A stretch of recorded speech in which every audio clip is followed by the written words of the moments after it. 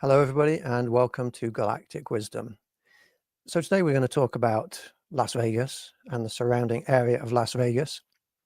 And I actually lived there for a little while, so I know quite a lot about the area and some of the different beings, some of the different phenomena that are going on around the Las Vegas area. Before I get into that, I want to show you a little image here that I've put together about my upcoming contact tour. Now, if anybody's interested, these are the places that I'm going to be going to. Santa Monica, Barstow, California, Las Vegas, Monument, Colorado, Shawnee, Kansas, Berryville, Arkansas, Memphis, Tennessee, Tupelo, Mississippi, Red Boiling Springs, Tennessee, Morganton, North Carolina, Greenville, South Carolina, Atlanta, Georgia, Fort Lauderdale, Florida, and Clearwater in Florida, which is, let's see, that's close to Tampa. Gulf Shores, Alabama, also on the coastline there. New Orleans, Louisiana.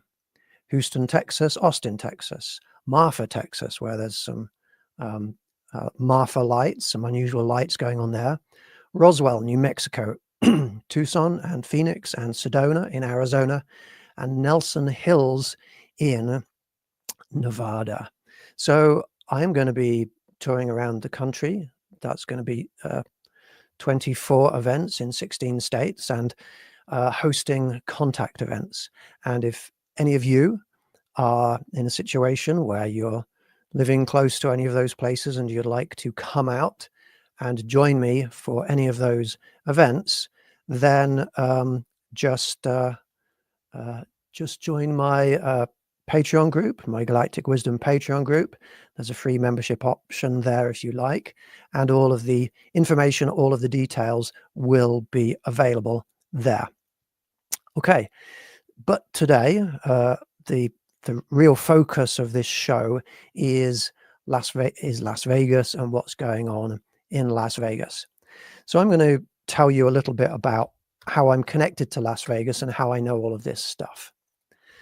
So let's see, a few years ago, my goodness, it's probably 6 or 7 years ago now, I was dating a very nice lady that I met in the US.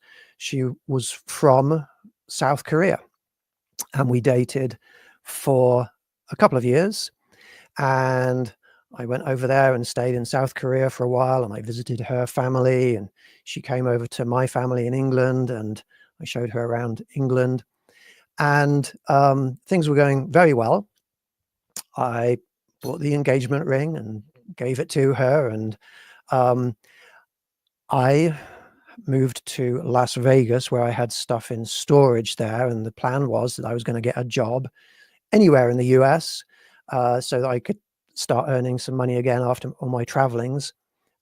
And then she was going to come over and join me, and we were going to get married and live happily ever after. But then COVID hit, and she was in South Korea, and I was in Las Vegas, and all flights stopped, and it was not safe for her to travel. It was not safe for me to travel. And it was a full year before there were any signs of these restrictions being lifted. And after about a year, it proved to be too much for, well, both of us. And there I was in Las Vegas by myself, with no ties anywhere in the world, and no job, because I couldn't get a job during the COVID period. And so I was there in Las Vegas, where all my stuff was in storage. And what was I doing with myself? Well, I was going out into the desert hosting contact events. And so I lived in Las Vegas for a while, and I hosted numerous, probably while I was there, approximately 30 different contact events in and around Las Vegas. And I made a lot of friends, and a lot of those friends were psychic and had psychic perceptions, and a lot of them were connected with the unusual alien and paranormal activity in the Las Vegas area. And so when we would go out into the desert, we would see a lot of unusual things, and we would see unusual lights in the sky. Now, for those of you that don't know who I am, I'm a qualified space scientist and technologist. I actually used to work with satellites that were in orbit, X-ray telescope, orbital satellites that I used to look into the far reaches of the universe at distant extragalactic X-ray sources and study them and analyze them. So I know a little bit about what's in space. And when I would go out into the desert with groups of people and we would meditate and we'd reach out and we'd invite alien beings to come in, the things that were appearing in the sky, sure, some of them were satellites, and I've seen a million satellites in my lifetime. Some of them were meteors or shooting stars. Some of them were high altitude aircraft. Some of them were lower altitude aircraft that looked a bit different because we're in military areas. But we were definitely also seeing non-human technology. And that was exciting. And there were a number of people who were drawn to my groups who were psychic. And we started seeing, they started seeing, you know, when we were doing our contact activities, they would psychically connect with the alien beings. Because these alien beings, they're telepathic, they're psychic, and they communicate telepathically and empathically. And so a lot of people in my groups were perceiving these beings, and we started to build up relationships with some of them. Excuse me a second. And of course, Area 51 is north of Las Vegas. It's quite a long way north. To be honest, I've never been close to there. I've never really felt the need to, because it's so strongly watched in that area. I don't think much would be achieved by me going there. But Area 51 is out there. And you probably know that Bob Lazar, a few decades ago, went public with his claims that he had worked in, I think it was S4, an area in Area 51, a region of Area 51 out there in the desert. And that was really what brought to the public attention the possibility of there being somewhere out there in the desert where there are alien craft, captured alien craft. And he said that he knew that there was about 7 different alien craft out there in large hangars, and he worked on the technology of some of them, and he went inside one of them one time, and he saw things in there that told him that this was not human technology, like places where, like, everything was smaller, the chairs were smaller, places where beings would put their hands were small areas where they would put their hands, small hands. And he knew that the technology that he was working with, they didn't understand it. That was his job, to try and understand the technology so that they could reverse engineer it. So that now he was targeted, as a lot of people are in this field, by people who were trying to sow and spread disinformation about him, and all of his records were erased. A lot of his records were erased, but there were people like George Knapp, a reporter in Las Vegas, who researched him and figured out that no, a lot of what he was saying was true. He did work in some of those places where he said he worked, where records of him working there were deleted, but when you looked in the phone records, old phone records that were distributed in those places, his phone records and his name was listed. So a lot of people are not very good at judging others in this world today, and a lot of people put him down. But a lot of what he said, most of what I've said, based on what I can see, most of what he said is true. If not all of what he said, he's certainly way more he's certainly intelligent enough and knowledgeable enough about science for him to have been working there, and that's very clearly evident. And some of the things that he talked about, like ways that they would get into the secret facilities, special technological devices they would put their hands on to get into those places, have since been proved to be true decades later. So Area 51 is out there. So some of the stuff that I was seeing in the sky, could have been military.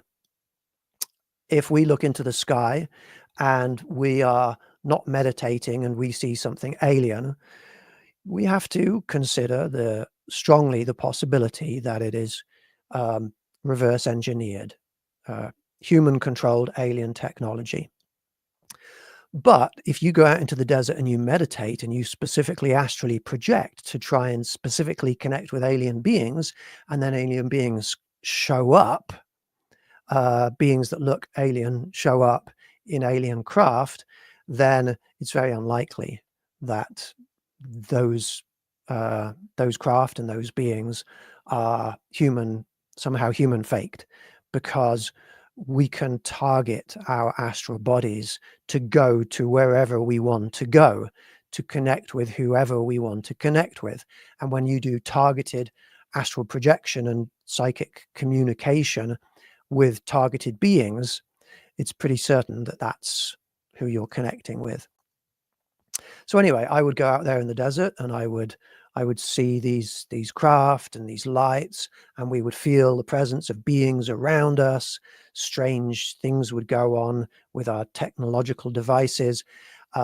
We knew that we were connecting with something out there. There are a couple of other bases, US Air Force bases. One is Nellis, right on the northern edge of Las Vegas, and that is known to be a place where people who have worked there have said, yeah, there's alien stuff going on there. And further northwest of Las Vegas, close to Indian Springs, there is another Air Force base called Creech Air Force Base. And that is a place where there is a lot of activity.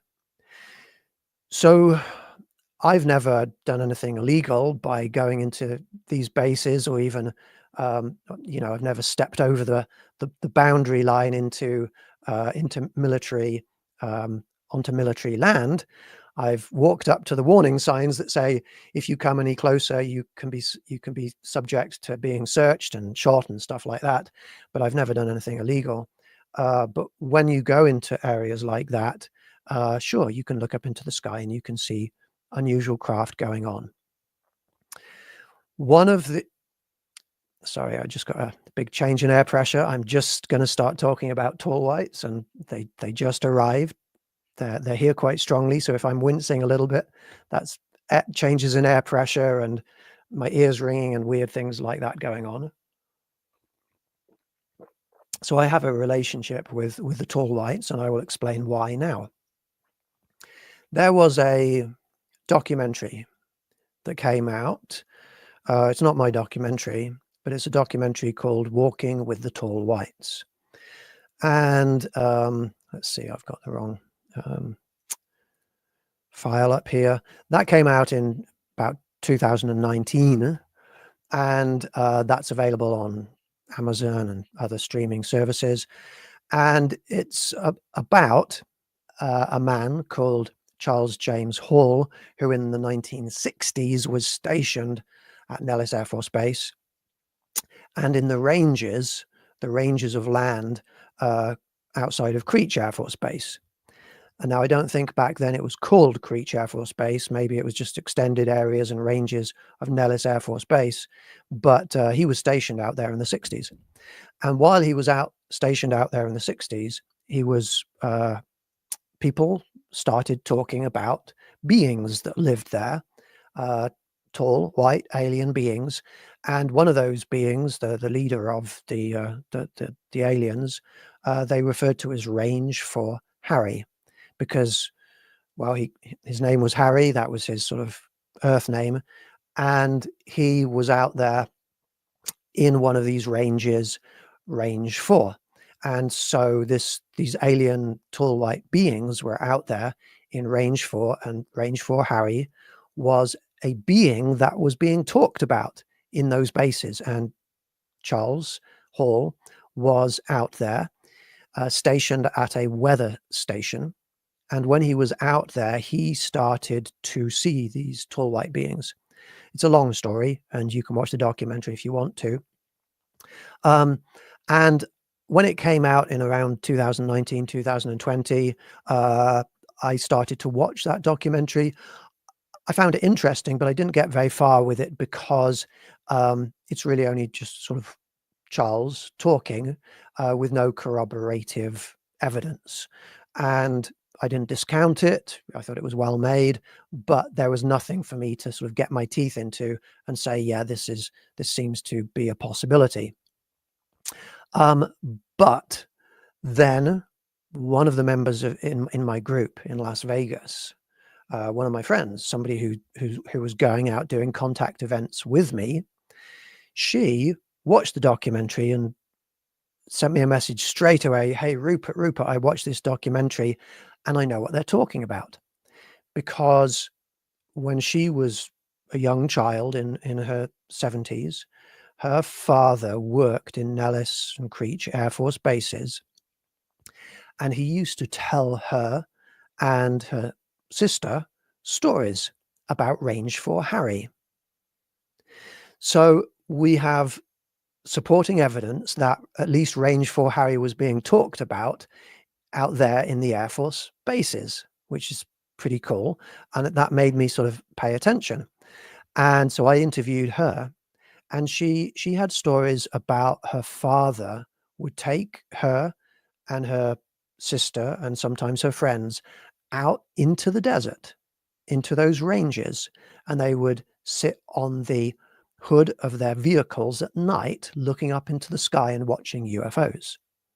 And she has described to me a moon-shaped spinning light in the sky that would hover above them, while smaller lights would fly around, zipping around, darting around, coming back to the craft and then zipping off again.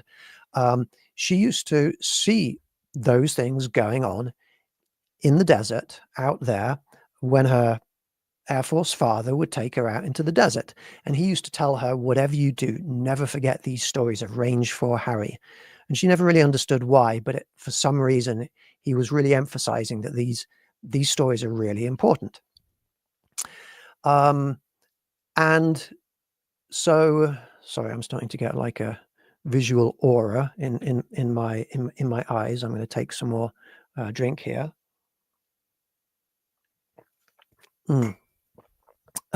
So we would go out into the desert and we'd try and connect and communicate with these tall white beings.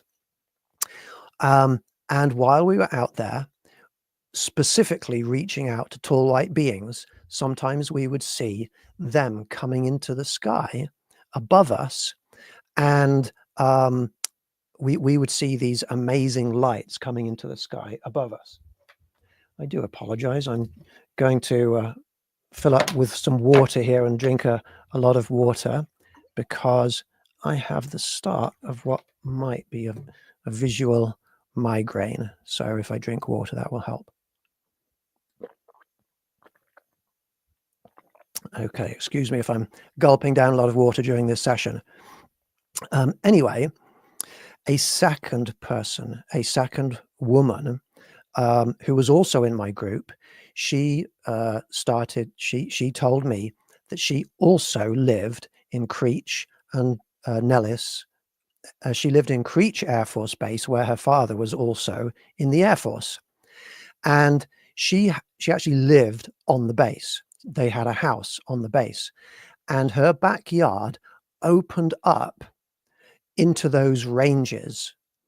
And she remembers going outside and playing in her yard with children that weren't human. So these are two people, two friends that I knew who, when they realized that Range 4 Harry and these stories of tall whites living out there in the desert, people were talking about them, and we were going out to try and connect with them. Two women, both of whom who had lived on those bases, came forward with supporting evidence for there being tall white beings out there in the desert. One of them used to play with the children. The first one I talked about, she doesn't remember playing with children, but she remembers that her father would take them out into the desert to look for children to play with. And looking back on that, she thought that was weird. She couldn't understand why that was happening. But again, supporting evidence. So I continued to do my research, and another of my friends out there, people were being drawn to me and my group because of all of the research that I was doing. Another of my friends who lived out there would see sometimes humans walking around in Las Vegas that she could psychically tell were not human. Excuse me. So imagine this, you're walking around in a Whole Foods shop or store in Las Vegas. You're standing in line next to somebody tall, thin, very pale, and you look at them and you think that there's something unusual or odd or different about this person. And then you get the psychic impression that they're not human. So in her mind, she would say to them, she would start talking to them, and she would say, "Hey, you're not human, are you? Who are you? Hello." And they would spin around and look at her and see that they'd been identified as being not human. And they were tall white beings who were look close enough to human. They basically look tall, very pale, white hair, white skin, but they sometimes put a bit of makeup on to make their skin not look so white, but they definitely look unusual. But that they look close enough to being human that they would go out and walk around Las Vegas, and they probably still do. And Charles Hall also talked about them doing that. Just going shopping in regular places, human places. So I've got like 3 people, all who are giving me supporting evidence for stuff for these tall white beings being out there in the desert. So I host contact events in person, but also online. I get people together in groups, in Zoom meetings, and we in these Zoom meetings, I lead people through meditations, through astral projections to wherever we want to go, and remote viewing of different beings and remote communication with different beings. And I started doing that for the tall whites, and we started connecting with the tall whites in the desert. And there's so many other stories connected with this. It's like, which one shall I tell you first? One of another person who is in my group, who lives in Las Vegas, another lady, she also has psychic children, and she is psychic. And they went hiking during the day out in the place where I would go out in the desert to try and connect with tall whites. And while she was out there with her daughter, they saw, physically standing there, some tall white beings. And the tall white beings were going like this, signaling them, beckoning them to come out into the desert. So she immediately told me about this, and I interpreted it in the same way that she did, that we as a group were being invited by the tall whites to go out into the desert to meet with them. Now, in order to get out close to where the tall whites live, you have to drive for probably about 3 hours into the desert, north north of not north of Indian Springs, sort of parallel with Indian Springs, but north of Las Vegas, probably. And that's actually fairly, I wouldn't say it's easy to do because it's desert and the terrain is very, very harsh, and you need four-wheel drives, you need high clearance vehicles. You can't just drive out there along a nice road with regular vehicles. But you can do it because there is the National Desert Wildlife Refuge that is out there. That is a public park area where you can drive into and camp and hike and do whatever you want to do out there. And it's the largest sort of refuge or park of that kind anywhere in the US outside of Alaska. So it's a big, big place. And you can go right up there north of Las Vegas for 3 or 4 hours of driving. We left with, I can't remember how many vehicles, 8 or 9 vehicles. We arrived after 4 hours of traveling in the right area with 4 vehicles, because some of the vehicles just couldn't take it, and one got a flat tire. It's not an easy place to get to. But we drove out there into the desert with a group of, I don't know, 15 to 20 people, and we meditated, and we tried to connect with these tall white beings. While we were out there in the desert meditating, actually before that, when we just arrived, we did see, standing in the distance close to one of the mountains, tall white figures. So they were physically seen in the distance by the in front of the surrounding mountains, but they were sort of keeping their distance. When we started meditating, people started to perceive their presence close to us. We were seeing some unusual things in the sky. I can't say that we were seeing anything that was obviously tall white initially, but we were seeing unusual stuff going on in the sky. And when we started meditating, people started perceiving these beings approaching. Psychically, they could feel them and see them approaching and connecting with us. They were standing close to us. People could see their spiritual presence. They could see blue jewels on their foreheads. And we started talking to them. While we were talking to these tall white beings, one of the people in the group, a man in the group, started to spontaneously, well, it wasn't quite spontaneous. Let me explain what happened. We were going around the group. I was going around the group asking people, do you perceive anything? Do you perceive anything? And I got to this one guy. His name was Ed, and I said, "Do you perceive anything?" And he was acting very oddly, very unusually. His voice was slurring, and he didn't seem fully conscious. And he said something that initially was a bit worrying. He said, "I feel like my soul has been pulled." And I was a little bit like, "Oh, I'm not sure that sounds very good. What does that mean? You feel like your soul has been pulled?" And I asked him, Are you okay? Do you feel comfortable? Are you in any pain?" And he's like, "No, everything's okay. I feel fine. I just feel it's basically feel like there's a spiritual connection with these beings." And I said to him, "Do you think that if I talk as I am, these beings can hear me?"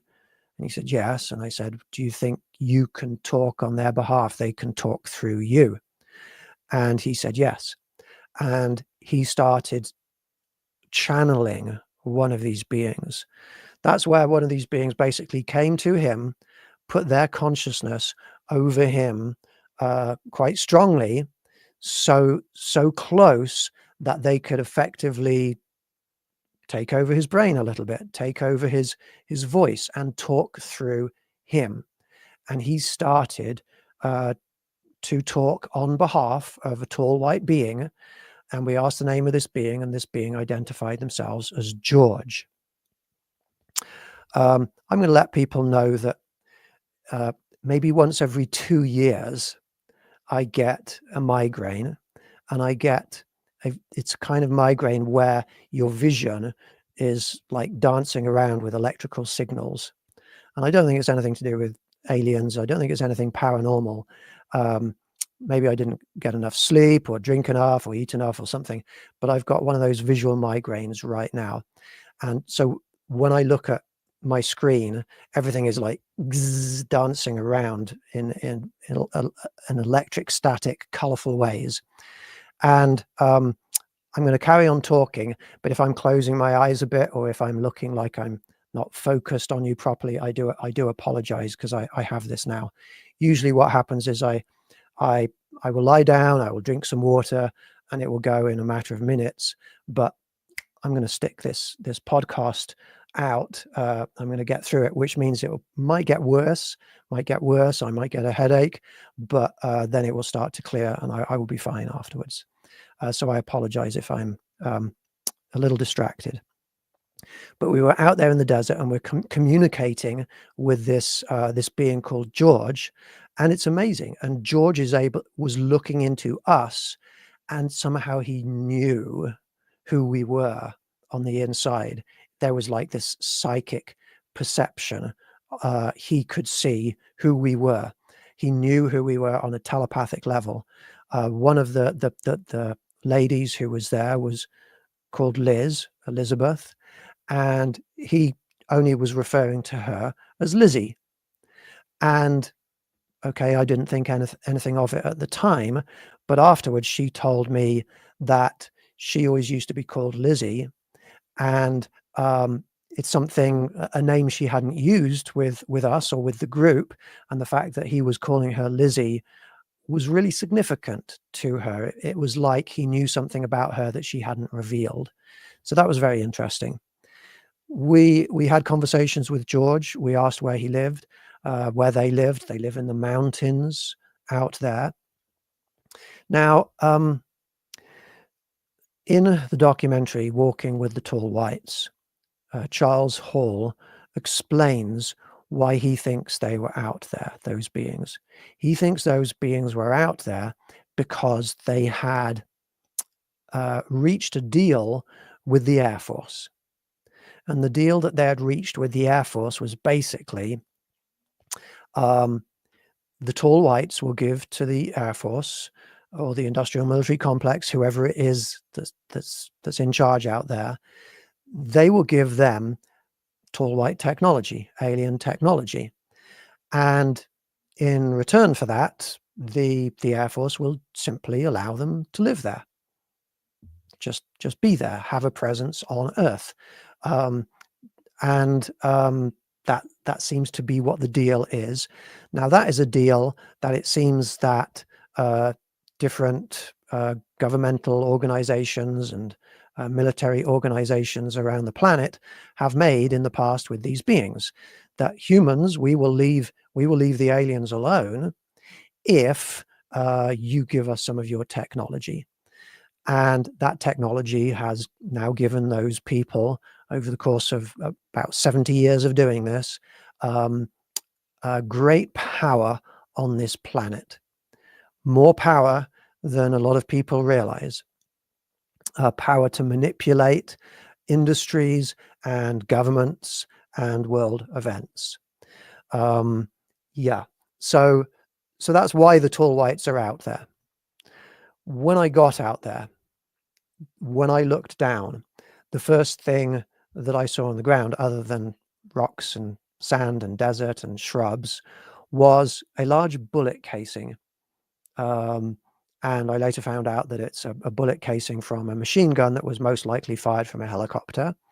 But that was on the public area of land, a machine gun bullet casing.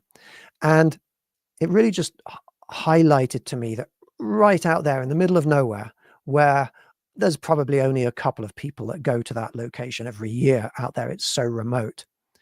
The contact that those beings have with humans is with humans who are trained fighters. They, I'm not going to go into the morality of our military. We need our military to defend our country and ourselves, but they are nonetheless fighters. They have weapons. They are that's part of who the military is, and that's the contact that tall whites have with humans, with human fighters. And by us going out there, we are a different kind of people. We're peacekeepers. We go out there with love in our hearts, with peace on our minds, with only reaching out to them, asking them for friendship, maybe for a little bit of knowledge about themselves. We're not asking for their technology. That's not why I reach out to aliens. There's so many people out there who are trying to contact UFOs and aliens, and so many people are doing it for their own self-interest, to get technology, to get power. I mean, that's the military, and that's the government, that's politicians. That's why they're interested in this subject. It's not. I've never heard a politician stand up and say, "Wouldn't it be nice to sit down and have a peaceful conversation with a being from another world?" That's not what they're about. They're about, we're paying all this taxpayers' money to these agencies, and what are they doing with it? They're doing secret stuff, and we need to know. We need to have oversight over that. We need to have power.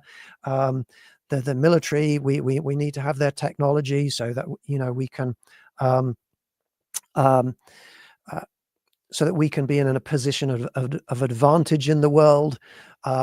If they're coming into our skies, that's a threat, and it's a threat we need to deal with.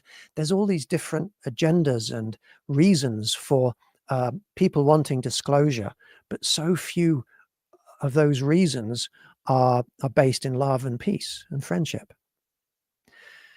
So anyway, while I was out there in the desert, I'm scanning my night vision camera around looking for anything. I didn't realize it at the time, but as I was scanning around, I caught an anomalous light, a UFO, a UAP, emerging, I don't know, several hundred meters above one of these mountains, emerging and flying down behind one of the mountains. And I caught that on camera. And yeah, I've got that on one of my YouTube videos. And this thing, as a space scientist, I can tell you it was not a meteorite. It was not a human craft. It had plasmic, sort of almost fiery, twisting, turning sort of shards of light coming off of it sideways, not out behind it. And so I caught that on camera, and that I'm convinced is proof that we connected with tall whites, and there was a tall white craft or consciousness. I'm not sure, probably craft, but it flew down behind the mountain. A few years later, when I went back to a completely different place, to a place called Nelson Hills, which is on the southeast side of Las Vegas, and I picked up my night vision camera and I tuned into the memory of that plasmic vessel. And as I tuned into the memory and I held up my camera, in my mind, I was saying, I wish I could see that again. I wish you could do that again for me. And within about 3 seconds, the same thing happened. But this time it was closer and brighter. And so I've caught 2 tall white vessels in my night vision camera over the years. So those are a lot of my experiences with tall whites. One of my friends, I've got a lot of friends in Vegas. One of my friends in Vegas who came out with us the first time, he comes out every time I go to Las Vegas and host a contact event. Going to grab some water. Every single time he comes out, he was so excited and taken and moved by the experience of going out into the desert and seeing these alien craft in the sky, that he himself would start to go back week after week after week by himself out there into the desert, into the same location where we went, trying to connect with them some more.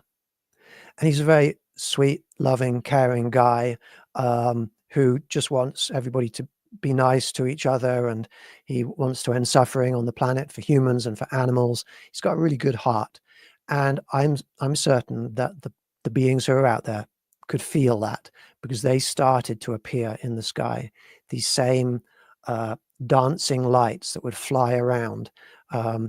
He's shown me one or two videos that he's taken of them, but the camera's moving so much that they don't prove anything. But he has gone out there and had those experiences. And one time he had taken his father out there in the night. It was like midnight to 2 a.m. in the morning. And they'd finished out there. They'd seen some of these dancing lights. They drove home back into Las Vegas. As the father went into the house and went to sleep, he stood outside and looked into the sky, and one more time reached out to them and said, "Hey, is there any chance you could appear in the sky to us?" And he started to see the dancing lights, and he was really excited by it. And after a few minutes of that, he decided, okay, I'm going to go back into my house. He turned to go back into his house, and above his house, a huge, huge vessel, which he describes as a mothership, was up there in the sky above his house. And it was probably 2 or 3 miles wide. I mean, this was a major, huge vessel in the sky at about 3 a.m. in the morning. And he was astonished, and he ran into his house and woke his mother up and dragged her outside. And as she came outside, she saw it going over the top of the house and flying off into the distance. Oh, I've got an image of it here. My vision is clearing a little bit now, so I can see a little bit more clearly. This is an image of the tall white vessel, massive vessel that was over the sky. And he has now seen that vessel a few times in the sky. And I'm going back out there in, well, about a month, and also again a few weeks after that. And we are going to try and see that vessel. So lots of stuff going on in the Las Vegas area. Let me pull up for you again the image of my tour, because I'm going to talk about some of the things that are going on here. This Las Vegas here, April the 19th, Las Vegas, Nevada. That is a Saturday, and that Saturday and Sunday, we are going to drive out into the desert again and camp out there. If you would like to get information about that camping trip, if you would like to attend with us, then go to my Patreon group, the Galactic Wisdom Patreon group, or email me at the email address that you see at the bottom of the screen here. We're going out into the desert, and we are going to camp again out there and make contact with those beings again. Now, since going out there, and since all of these, after all of these experiences that I've had with these beings, okay, I'm just, there it is. Okay, I'm going to remove that image. After going out there into the desert so many times, I've formed a friendship with these beings, and now they're sometimes around me. I have a lot of psychic friends, and very often when I meet up with my psychic friends, they will look behind me and say, well, you've got with you a tall white being, an Eben, and a reptilian. And for some reason, those three go around together. Now, they're not standing physically so that they can be perceived with our biological eyes. They are just outside of our three-dimensional space. They're not camouflaged. It's not like cloaking technology. They're just outside of our three-dimensional space, in higher dimensional spaces, but right next to us. Just in the same way that you could have a three-dimensional object right above a two-dimensional sheet of paper, and the object could come up right up close next to that paper. And if there were two-dimensional beings living on the sheet of paper, they wouldn't be able to see the three-dimensional object. It's a bit like that, because they only have two-dimensional perception. We generally only have three-dimensional perception. And so when we look around us, we don't see into higher dimensions of space. We don't see ghosts or spirits or transdimensional beings or aliens. But they're out there, and they can come close to us and stand right next to us. So I have a tall white, an Ebon, and a reptilian that follow me around a lot. That's not at all creepy. They only come in when I am doing contact stuff or talking about them. As soon as I started talking about tall whites earlier on, I felt them come in. And they're supporting me. They are protecting me. They are enhancing me. And if you've watched my other shows, you will understand why they're doing those three things. But you can make friends with beings, and if they think that you have the ability to reach people like I'm reaching people now, with a message that is consistent with what their message is, what message they want people to hear, they will support you, and they will protect you, and they will enhance you. So now I have tall white friends, which is kind of cool. Now, one of those beings that I mentioned, a reptilian, there are reptilians also outside of Las Vegas, living in the mountains. There's lots of different stories about them living in the mountains out there, not just coming from me, but from other people. So one of my friends who was in Las Vegas has seen physically a reptilian. The same woman that I described earlier on, who saw a tall white in I think it was a Whole Foods or Trader Joe's or something. She knew a human who she thought was human, and they were working together on a project, and this human never quite seemed human. She always was feeling like there's something not quite human about this person.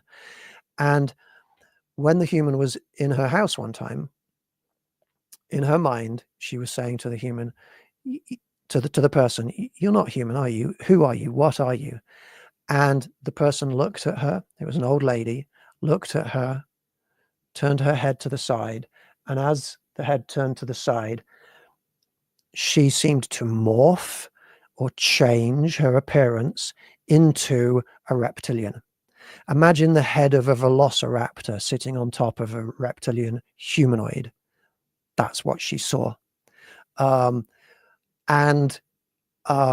This was with her eyes, not just psychic perception. So whether a cloak was dropped, whether a mental imagery was let go of, mental manipulation was let go of so that she could see her true form, whatever the situation was, that person was a reptilian. And so in Vegas several years ago, I held an event in Las Vegas in a city park where I reached out to reptilians, because I'd heard a few different stories about reptilians showing themselves to humans in a friendly way, not in an aggressive way, but in a friendly way. And so I reached out to them, and we went into a park, Cornerstone Park in Las Vegas, and we meditated, we formed a group, and we invited to that session physical, in-person reptilians. It's like, if you're a reptilian, come along to this meeting, because we want to meet you. We want to hear about your side of the story. We want to communicate with you and understand you.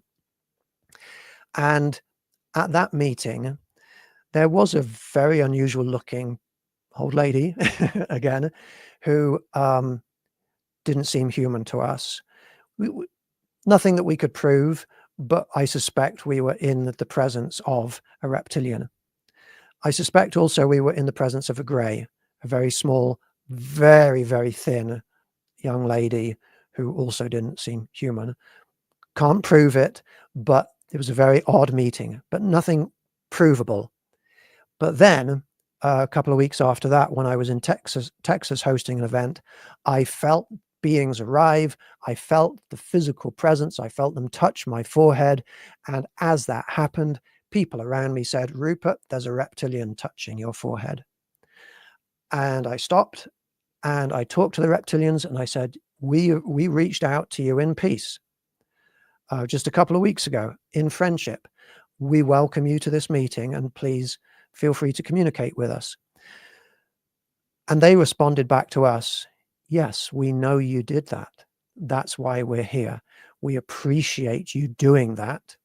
We thank you so much for doing that. We're here today to support you and to protect you. And now, hundreds of times since then, reptilians every once in a while will come in around us.